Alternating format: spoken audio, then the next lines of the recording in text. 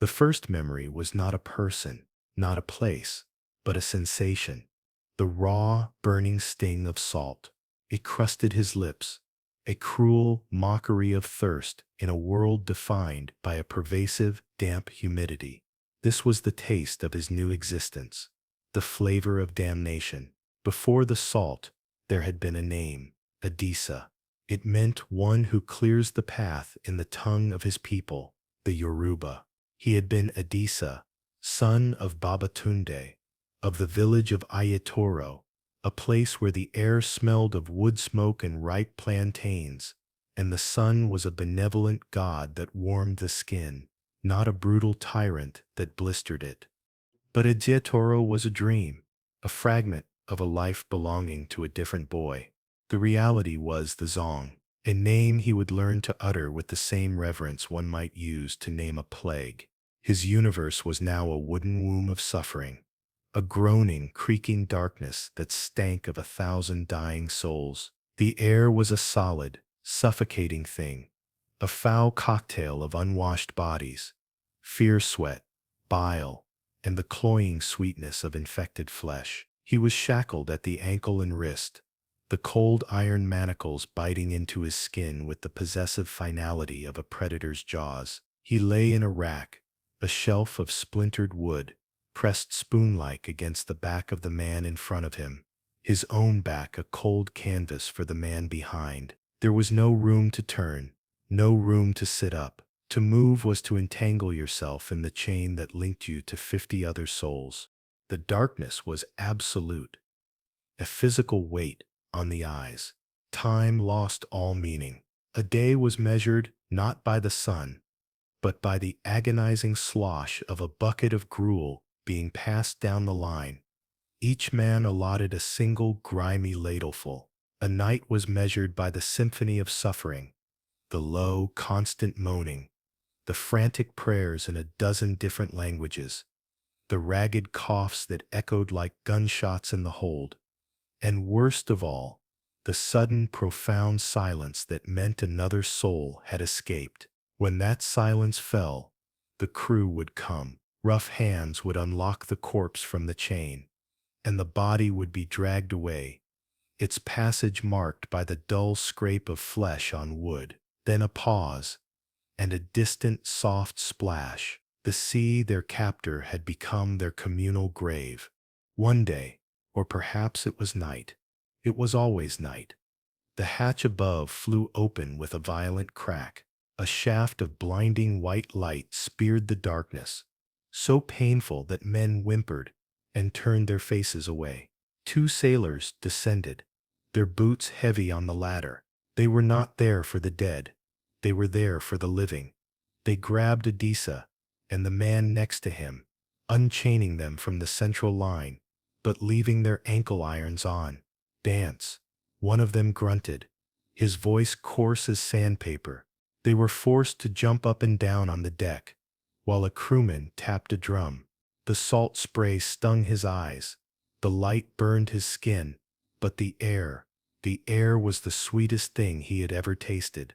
He saw the vast, terrifying expanse of the ocean, for the first time, an endless, churning desert of blue. He saw the other men, their bodies reduced to walking skeletons, their eyes hollowed out by trauma, and he saw the crew, their faces hard and indifferent. This was exercise, a macabre ritual to preserve their muscle, to keep their value high. As he jumped, his weak legs trembling, his gaze met that of a young woman being forced to dance a few feet away. Her eyes, deep pools of a sorrow so profound it seemed to swallow the light, held his for a fleeting second. In them, he saw not just pain, but a flicker of a terrifying shared understanding. Then a whip cracked, and the moment was broken. The journey lasted an eternity. When land finally appeared, it was not a promise, but a threat. A new, pungent smell assaulted them, a mix of earth, swamp, and something else, something foreign and menacing. They were herded off the ship, their legs buckling under their own weight. After weeks of disuse, they were paraded through the streets, poked and prodded by strangers, whose language was a harsh, guttural noise. He was examined like a beast of burden. His teeth were inspected, his muscles squeezed, his body scrutinized for any weakness. The man with the cold eyes and a beard the color of dust bought him. He gave Adisa a new name, Tobias. The name felt like a burial shroud being wrapped around his soul. The plantation was called White Oak, a name of cruel irony, for its grandeur was built on a foundation of misery. It was a world of terrifying order and brutal discipline. Rows upon rows of cotton plants stretched to the horizon, their white bowls like a field of fallen snow, beautiful and deceptive. The sun here was not a life giver. It was an overseer itself, relentless and punishing. His days began before dawn, with the blast of a horn, and ended long after sunset. His world narrowed to the ache in his back, the blistering of his hands, the constant gnawing hunger. The overseer, a man named Jepson, with a face like a hatchet and a heart to match, rode amongst them on a tall horse, his whip an extension of his will. He saw the fabric of family, the most sacred thing he knew from his old life, torn to shreds. He saw a man named Joseph, who worked the row next to his, try to protect his wife from Jepson's advances. The next day, Joseph was gone. Sold down the river, they whispered. His wife's wail that night was a sound that would haunt Adisa's dreams for the rest of his life. A raw, animalistic sound of a heart being ripped out. He learned the first and most important rule of White Oak. To love was to create a vulnerability. To have a family was to give your master a hostage. Yet, the human spirit is a stubbornly fertile ground. In the barren soil of their existence, tiny seeds of resistance took root.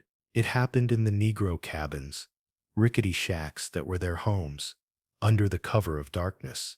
Here, in hushed tones, they became alchemists of the soul, transforming their despair into something resembling hope. They sang. Their songs were not the work songs of the field, which were slow and mournful. These were different.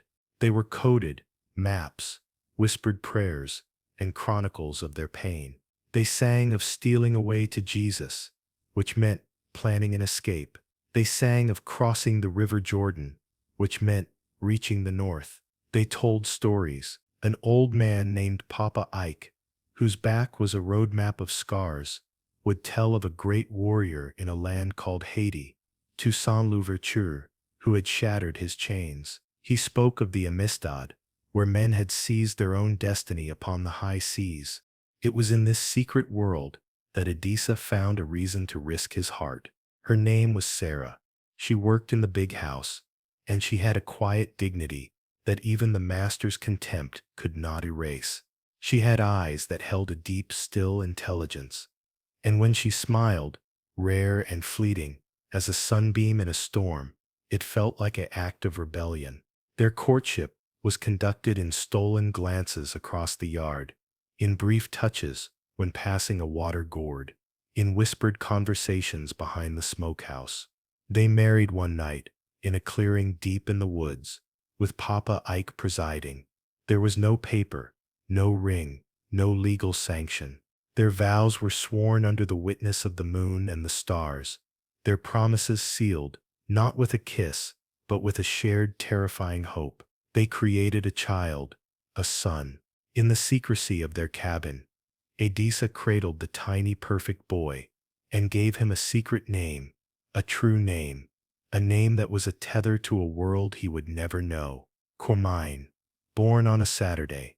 It was his grandfather's name. This child was their flag planted in the soil of their oppression. He was their future. For years they endured. Adisa learned the delicate, deadly dance of survival, how to appear compliant while hiding a core of hardened steel. He learned to make his face a mask of blankness when Jepson's whip cracked, to swallow his rage like bitter medicine.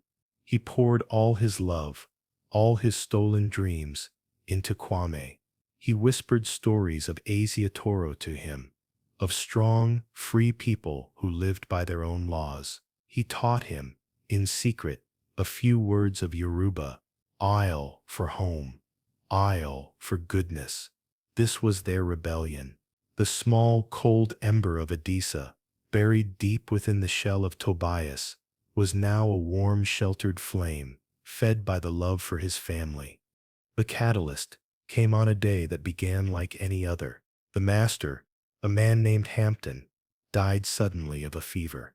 The news spread through the plantation like a wildfire. At first, there was a stunned silence. Then the rumors began to fly, carried on the breath of fear. The estate was deep in debt. To settle it, the assets would be liquidated. The human assets, they were to be sold, all of them. A cold, certain terror gripped Adisa's heart. This was the event they had always dreaded. It meant the end. Sarah, with her delicate hands trained for housework, would be sold to one place.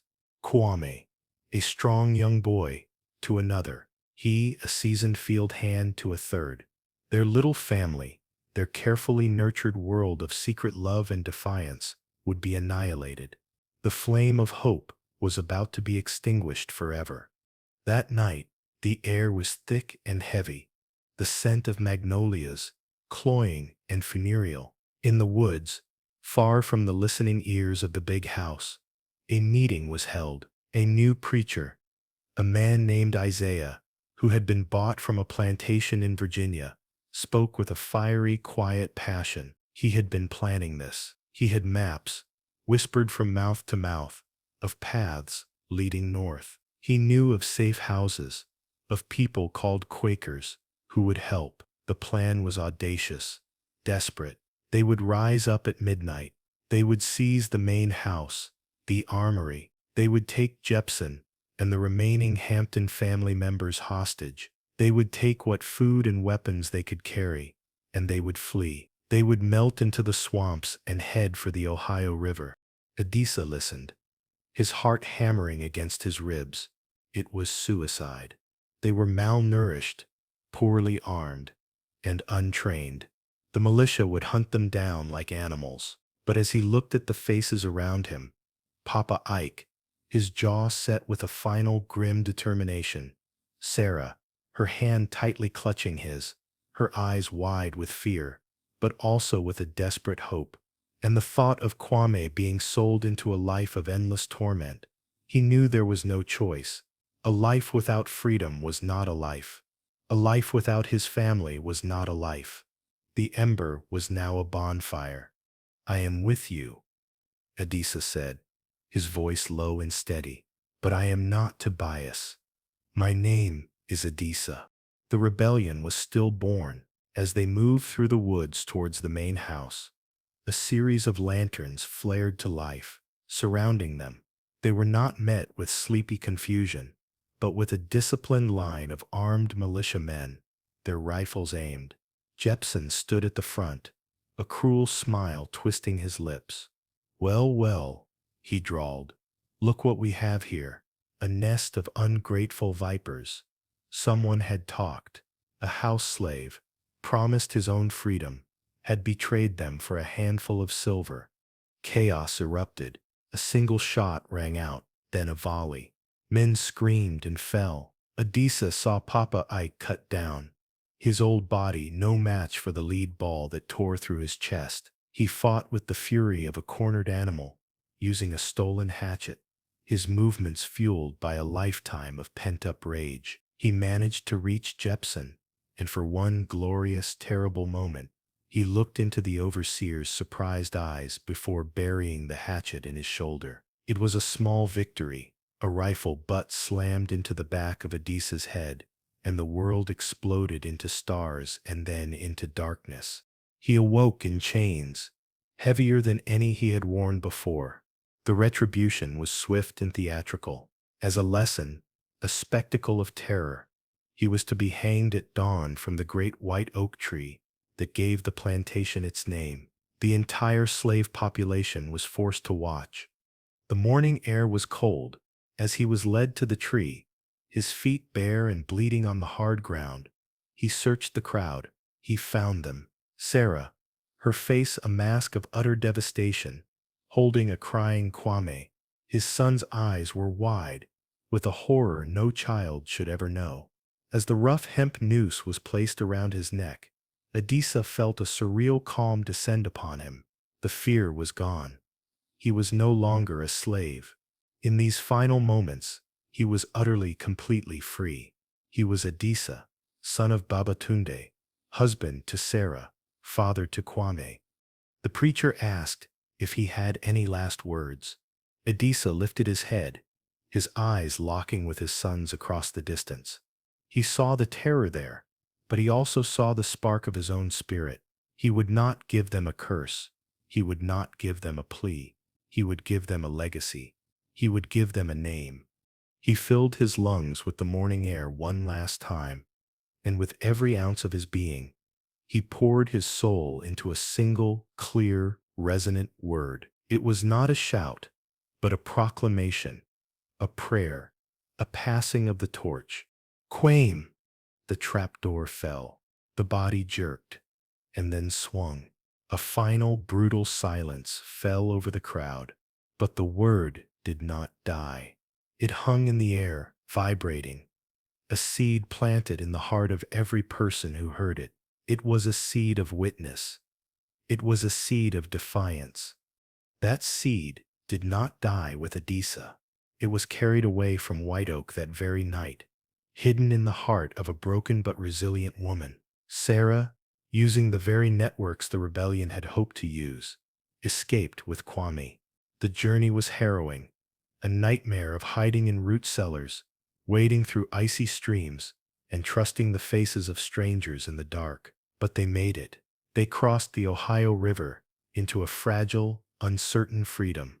And the seed grew. It grew in Kwame, who carried the memory of his father's final act, not as a scar, but as a sword. He learned to read and write, and he told the story. It grew in his son, who fought in the Union Army, wearing a blue uniform, firing a gun for the freedom his grandfather had only dreamed of. It grew in his granddaughter, who marched for the right to vote, her feet sore but her spirit unbroken. It grew through the generations, through the terror of Jim Crow, through the fire hoses and police dogs of Birmingham, through the powerful, dream-filled voice from the Lincoln Memorial. It grew into a lawyer, arguing before the Supreme Court, a teacher educating young minds, an artist painting the pain and the glory of the journey. The story of Adisa is the story of the Middle Passage, of the plantation, of the auction block. But it is also the story of the whispered song in the dark, the secret wedding, the coded map, the ultimate sacrifice. It is a story that did not end on a rope in 1852. It is a story that is still being written in the streets of our cities today. So we are left, you and I, inheritors of this painful, powerful history, standing in the long shadow of Adisa's oak tree, with questions that demand answers. Has the chain that linked ankle to ankle truly been broken? Or has it merely been reforged into something more subtle, yet just as strong? Does the assumption of a clerk, the nervous clutch of a purse, the pattern of a red-line district, the statistic in a prison population, do these not echo the same foundational lie that Adisa died fighting? Has the racism of the whip and the chain been replaced by a racism of the system and the stereotype? Is the quest for equality, true, deep, substantive equality, over, or are we, perhaps, just in a new, more complex chapter of the same long, arduous struggle? Adisa's story is a stark reminder that freedom was never given. It was taken, it was bought with blood, and it was dreamed into existence by those who dared to whisper a name in the face of death. His legacy is not just in the past, it is in our present. It is in the silence we refuse to accept, in the injustices we dare to name, in the empathy we strive to cultivate. His whisper of Kwame must become our roar for justice, for understanding, for a world where no one has to die for the simple, profound right to be free. This story is not just history. It is a mirror. Look into it. What do you see? What will you do? The next chapter is yours to write. Share your thoughts, your feelings, your own family stories in the comments below. Let's keep this crucial conversation alive. Let's ensure that Adisa and the millions like him did not die in vain.